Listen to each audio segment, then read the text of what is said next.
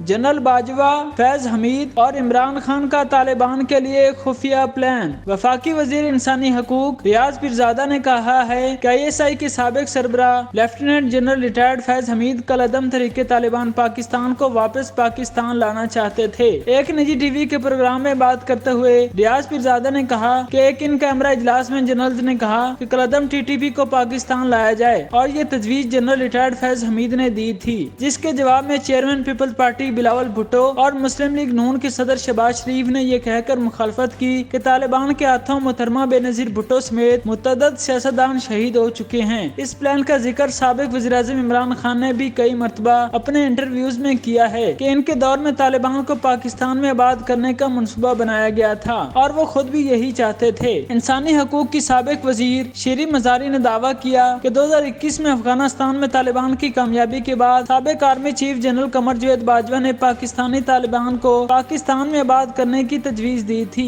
शीरी मजारी के मुताबिक इस मीटिंग में जनरल फैसल हमीद भी मौजूद थे। जनरल बाजवा का मौक़िफ़ था कि तालिबान में बहुत से पाकिस्तानी खानदान भी हैं जो वापस आना चाहते हैं, ताहम उनका कहना था कि वापसी के लिए शर्त होगी कि तालिबान पाकिस्तानी आयन को तस्लीम करें और हथियार फेंक दें। साबिक वज़ीर-ए-आज़म इमरान खान की तरफ से भी ऐसी ही तजवीज देने के बारे में शीरी मजारी ने कहा कि इन सब को कत्ल करने से बेहतर इनसे बात करके इनके मसाइल सुने जाएं। पाकिस्तान में एक मरतबा फिर दहशतगर्दी के वाक़यात शुरू होने के बाद तालिबान दोबारा मौजूद बहस बन चुके हैं।